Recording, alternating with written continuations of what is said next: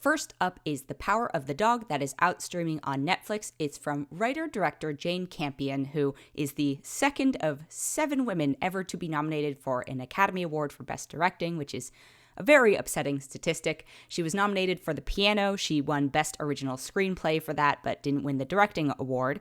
And this film is definitely not going to be for everyone. It's a Western set film. It takes place in 1925 in Montana.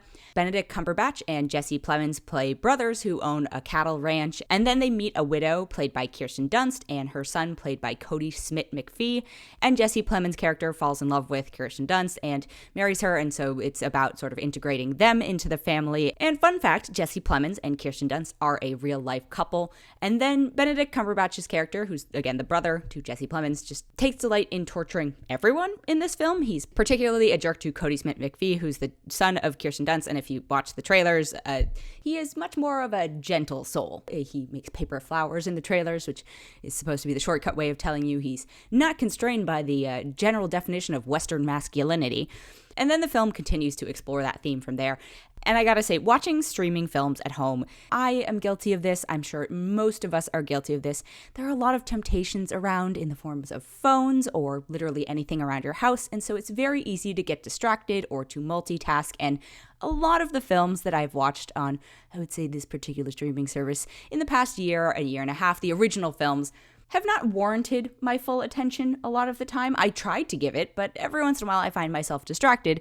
With this film, I found myself paying attention the entire time, which I think is a compliment to it. Again, it's a very slow burn film, and you should be prepared to see some uncomfortable things, particularly if you're squeamish around blood and animals. It's a cow ranch in the 1920s, it's definitely, it feels like a film where they spent money on the sets and the art direction and the costuming and all of that.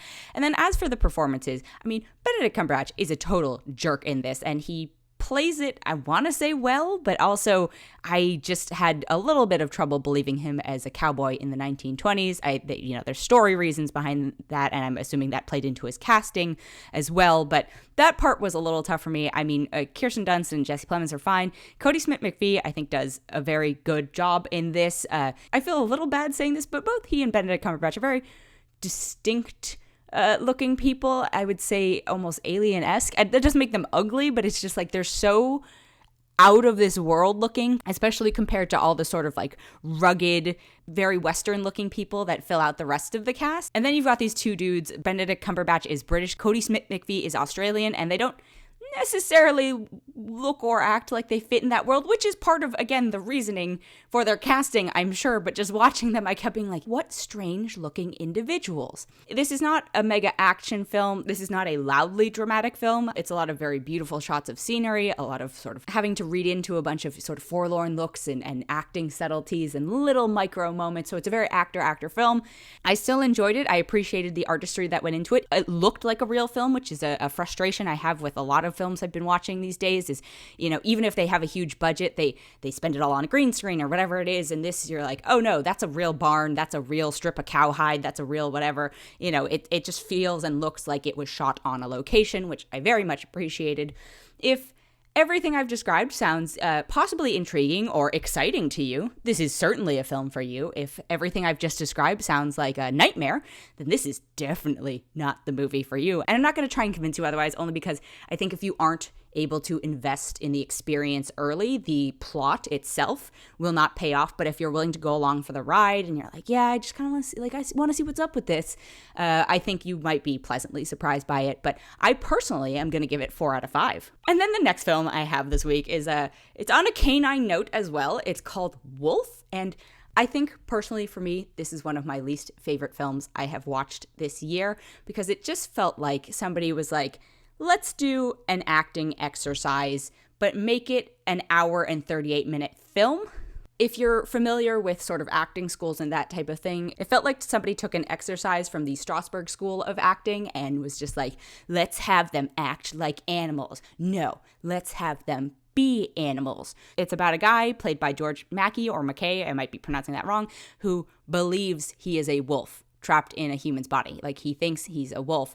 And then he gets sent to a facility or a psychiatric clinic that just deals with people who think they are animals. So there's like a girl who thinks she's a squirrel, and all this other type of stuff. And it's just, there was no point to this movie, again, aside from trying to showcase George MacKay or MacKay, I'm just going to call him George, aside from trying to showcase George acting like a wolf a lot. And then he meets a girl who believes she's a Wildcat, played by Lily Rose Depp, who is the daughter of Johnny Depp. And I don't know if it's her fault or the writing's fault or the directing's fault, but her character, the character growth or lack thereof or whatever it is, just feels so unmotivated, and it's such a driving plot to the film. But I don't think it didn't feel like there's a plot to the film. Again, it's as if somebody took the Strasberg exercises of the method acting and the animal exercises and were like, yes, this could be a whole movie. Well, it can't, because you still need character growth and you need a plot and you need all of these things. I would say that this was just designed to be a showcase for George. And I know a lot of people are fans of his and will probably go see it for him. And he's, he commits to it. I give him credit. This film is just basically his physicality and all that stuff. But I just found it so unwatchable. And then it's really uncomfortable because the person who runs the institute is played by Paddy Considine. And I guess he does a good job in this, but it's just very uncomfortable watching the way he treats his patients. I felt like it was a pointless exercise that I'm sure like super acting actors will appreciate parts of it. And it's not that I didn't appreciate George MacKay's performance in it, but I could have seen maybe like 5 minutes of that and been like, I get it, as opposed to watching an hour and 38-minute film. So really, you could probably just watch the trailer and see the most successful part of the film in that, and then save yourself the time and effort. I am only going to give this 1 out of 5. And then the last film I have this week is a documentary. It is called Try Harder. I saw this one back at Sundance and loved it. I truly loved it. It was so uncomfortable to watch, but in a great way. It follows a bunch of high school students at a school called Lowell in San Francisco, California. That's a really high achieving academic school. These are kids who are going to Ivy Leagues and the West Coast Ivies and all that stuff. And it follows a bunch of the seniors through the course of their senior year trying to get into college. And it is so stressful. And it will, if you went through that experience yourself, it will probably take you right back to there and also scare you, because at least for me, the college application process has become even more stressful than it was back then. I don't know if I'd get into college now based on what these kids went through. And then it made me worry, like, if you have kids of your own, how are you going to get them into college? The kids/young adults on it are just really raw and wonderful, and it follows also a lot of the dynamics with their parents, which is stressful on its own. A lot of the school population is Asian or Asian American, and so you get a lot of that sort of cultural pressure. There are also other stories. There's a young woman who is mixed background where her mother is Black. She has her own set of hurdles to deal with in terms of the application process. It is a well-crafted, very stressful but enjoyable look at a very stressful experience that a lot of people can relate to. You are invested in these kids and in their successes and all that stuff. I thoroughly recommend it. Try Harder is out in theaters now. It will be on streaming on December 24th.